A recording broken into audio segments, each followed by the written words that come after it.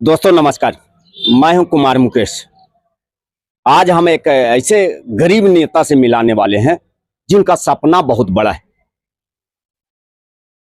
ये गरीबी बहुत करीबी से देखे हैं, इसलिए गरीबों का सेवा करना चाहते हैं और आज जनसुराज पार्टी में ये ज्वाइन किए हैं और जनसुराज से इनका सपना है कि हम विधायक बने, पावर मेरे हाथों में आए और हम जन जन तक का सेवा करें।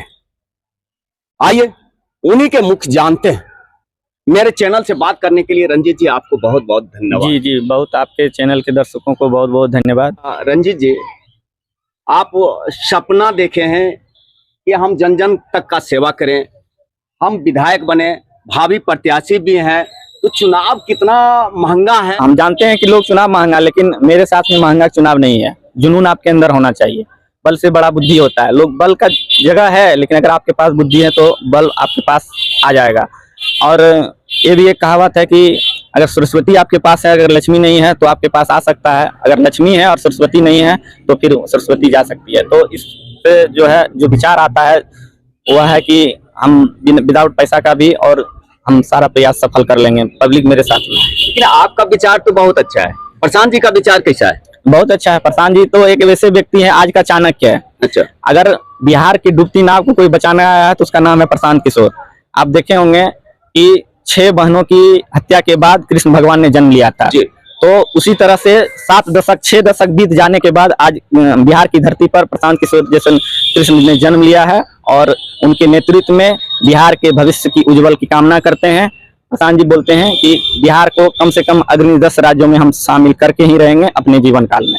तो बिहार में बदलाव लाना चाहते हैं। जी, बदलाव क्या दिखता है? वो बहुतों दिन हो गया पार्टी बने और जनसंपर्क अभियान में भी आप हैं, हर जगह आप मौजूद देखे जाते हैं। देखिए आप हर सभा में, तो क्या दिख रहा है? एक आंकड़ा समझिए आप, बिहार से 50 लाख युवा पलायन दूसरे राज्य में काम करते हैं जी। और उनको जो है बहुत दर्द है अपने परिवार को छोड़कर बाहर में मजदूरी करना। तो सारे लोग अभी सोशल मीडिया के माध्यम से 2, 4, 10 लोगों का मेरा हमको फोन आता है कि भैया ने इस बार हम जनसुराज को ही हम वोट देंगे। तो बोलते भाई क्यों दीजिएगा? तो बोला कि जनसुराज एक ही पार्टी है जो हमको बोलता है कि आपको अपने माता पिता, जिस माता पिता ने अपने बच्चे को यह कहकर पालता पोसता है कि मेरा बच्चा बुढ़ापा में एक दिन सहारा बनेगा और हम उसके सहारा नहीं बन पाते हैं, हम अपने बच्चे का सहारा नहीं बन पाते हैं। तो हम लोग जो 50 लाख युवाओं हैं, सारे लोग प्रशांत किशोर के साथ में है और सारे युवाओं से मैं अनुरोध कर रहा हूं कि आप कम से कम 10 और लोगों को अपने साथ में जोड़िए व्यवस्था बदलने के लिए। अगर आप 50 लाख युवा अगर 10 लोगों को आप बता देंगे तो 50 लाख गुना 10 5 करोड़ हो जाता है। अगर जनसुराज की 5 करोड़ वोट अगर मिल जाता है तो बताइए किसकी सरकार बनेगी? 6 करोड़ तो आपका पोले होता है और 5 करोड़ जनसुराज की वोट आने की संभावना है। इसलिए 100% इस बार जनसुराज की सरकार बिहार में पूर्ण बहुमत के साथ बनेगी, पूर्ण रूपेण और बदलाव होके रहे। एकदम आंधी निकल चुका है युवाओं का। अब ये आंधी जो है सारे अपवाद को, भ्रष्टाचार को उड़ा के बिहार से बाहर फेंक देगी। इनका जो एजेंडा है वो फिर क्या होगा? वो अमल करेंगे? हाँ बिल्कुल 100% अमल करेंगे। देखिए एक विश्वास होता है, एक चीज है कि अगर आप बीमार हैं और किसी डॉक्टर से दवा आप ले रहे हैं और नहीं ठीक हो रहा है तो आपको ये करना होगा कि हम दूसरे डॉक्टर के पास जाएंगे तो हो सकता है कि ठीक हो सकता है, नहीं भी हो सकता है, लेकिन जहां से आप ले रहे हैं तो वहां तो 100% कि आप नहीं ठीक हो सकते हैं। तो 100% है कि भरोसा से ही चला जाता है। हम लोगों को एक बार बोलते हैं कि आप एक बार बदलाव करके देखिए, अगर आपके भरोसे के साथ में नहीं खड़ा उतरता है तो फिर तीसरा विकल्प आप चुन सकते हैं। लेकिन नेता तो, जनता तो कहती है कि नेता वादा करते हैं निभाते नहीं है, इस पर क्या कहना चाहेंगे? वो तो प्रशांत जी के लिए भी लागू होता है। देखिए निभाते नहीं है तो यही तो ना बोले हैं, जो वादे करते हैं नहीं, आपके पास विकल्प तो है नहीं। जिसके पास दवा लिए नहीं ठीक किया तो दूसरे पास जाइए, दूसरा नहीं ठीक हुआ तीसरा। आप लोकतंत्र में तो वो व्यवस्था नहीं है कि आप हर साल में आप बदल दें। आपको तो 5 साल उसी के नेतृत्व में चलना ही होगा, भरोसा तो करना ही पड़ेगा। तो हम भी वही कह रहे हैं कि एक बार आप भरोसा करिए, आपके भरोसा के अनुसार नहीं चलता तो फिर दूसरे पर आपको भरोसा करना ही पड़ेगा। यही मनुष्य जीवन का सबसे बड़ा सच्चाई है।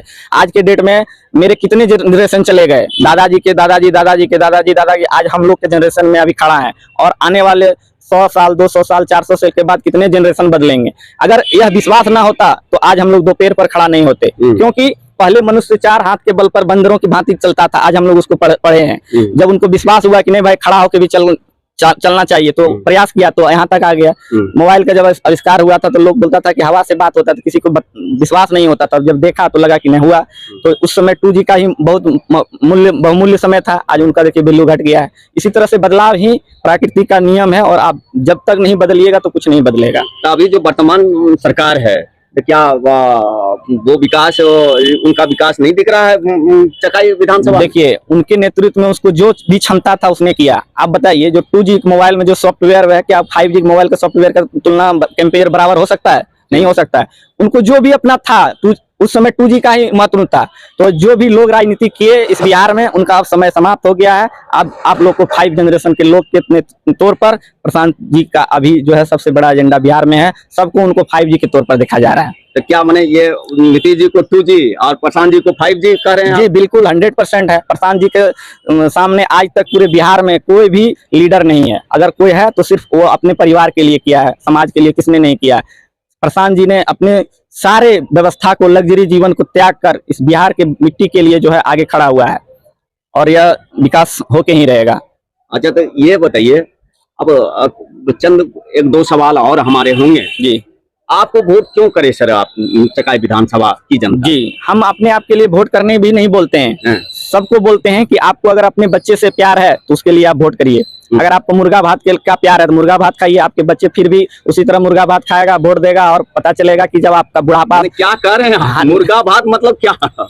मतलब है कि यहाँ के लोगों ने मुर्गा भात खा के वोट किया है। उसके अच्छा। जीवन, उसके परिवार में कोई परिवर्तन नहीं आया है। अच्छा। अगर उस तरह वो भी खा के करेंगे तो उसके बच्चे भी उसी तरह खाएंगे। वो जैसे मजदूरी कर रहे हैं, उसके भी बच्चे बाहर जाके मजदूरी करेंगे। तो इस बार सारे लोग, अब सोशल मीडिया के माध्यम से किसी के यहाँ भी है मोबाइल, स्मार्ट मोबाइल फोन नहीं है, सबके यहाँ है, सब कोई देख रहा है और सब कोई जान रहा है कि न इस बार जो है हमको अपने बच्चे के शिक्षा और रोजगार के लिए ही वोट करना है।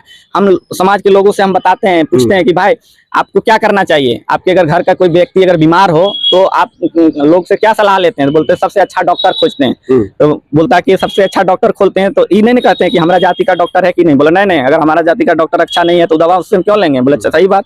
अगर आपके बच्चे बीमार है, तो आपके परिवार का तबीयत खराब है, तो कोई भी जाति का लोग हो, आप अच्छे डॉक्टर खोजते हैं। अच्छा, ये बताइए, अगर आपके बच्चे को शिक्षा की जरूरत है तो आप कहते हैं कि नहीं, आप हमारे जाति के लोग रहेंगे तब हम उसके मास्टर साहब से शिक्षा लेंगे। बोले यहाँ भी नहीं करते हैं। बोले आप जिस गाड़ी पर चढ़ के जाते हैं, कहीं आते जाते हैं तो पूछते हैं कि नहीं भाई हमारा जात का लोग हैं कि नहीं, तब हम आप। बोला नहीं, कोई भी चीज में, बोले आप राशन लेने जाते हैं, कपड़ा खरीदने जाते हैं या गाड़ी लेने जाते हैं, कुछ भी लेते हैं, पूछते हैं? बोला नहीं। तो फिर राजनीतिक में जब आते हैं तो वो क्यों पूछते हैं? तो तब उनको जो है लगता है कि नहीं, सही बात भाई। आप क्या साबित करना चाहते हैं कि अगली बार जाति फैक्टर नहीं? एकदम कोई फैक्टर नहीं, कोई जाति फैक्टर नहीं। जो था वो खत्म हो गया, अब कोई जाति नहीं। जो जाति के लोग हैं उनसे हम पूछते हैं, कोई लोग बोलता है कि नहीं हम तो उनके पास हैं, हम बोलते हैं भैया ठीक है, आप उनके लिए वोट दिए, बहुत बढ़िया किए, लेकिन कम से कम अपना अधिकार के लिए मांग लीजिए। उनके बच्चे कितना अच्छा 5 स्टार स्कूल में पढ़ते हैं, उसको जो है बहुत जगह घर है, आप कम से कम बोलिए कि मेरे बच्चे को कम से कम आपके अपने बच्चे के साथ में एडमिशन करवा दीजिए, पढ़ेंगे। क्या वो करेंगे? बोला नहीं। तो जब आपका काम वो नहीं सुन रहा था, आप उसको क्यों सुन रहे हैं? तब उन लोगों को लगा कि नहीं, अब कोई उपाय नहीं है, अब आने वाले चुनाव में हम अपने बच्चे के शिक्षा और रोजगार के लिए ही वोट करेंगे। लास्ट सवाल मेरा है, प्रशांत जी बोलते हैं कि पलायन हम रोक देंगे, तो उसके लिए क्या फंडा है? उसको तो रोजगार चाहिए ना, वो रोजगार करने, अब रोजगार नहीं करेगा तो उसका दाल रोटी कैसे चलेगा? जी देखिए, जनसुराज की सरकार बनने के बाद सबसे पहले प्रशांत जी कह रहे हैं कि एक कमेटी बनाई जाएगी और पंचायत लेवल पर और प्रखंड लेवल पर समन्वय बनाया जाएगा कि यहाँ के जो लोग हैं बाहर जो मजदूरी करने जाते हैं, वो लोग जो स्वेच्छा से जो मतलब जाएंगे, उनका कोई दिक्कत नहीं है। जो मजबूरी में जाता है उन सब लोग को यहाँ पर एक कमेटी बना के सबसे पहले रोजी रोजगार की व्यवस्था किया जाएगा। आप देखते होंगे कि पूरे बिहार में लगभग जब बिहार के जनगणना हुआ था, जाति जनगणना के माध्यम से बहुत सारे जनगणना हुआ था,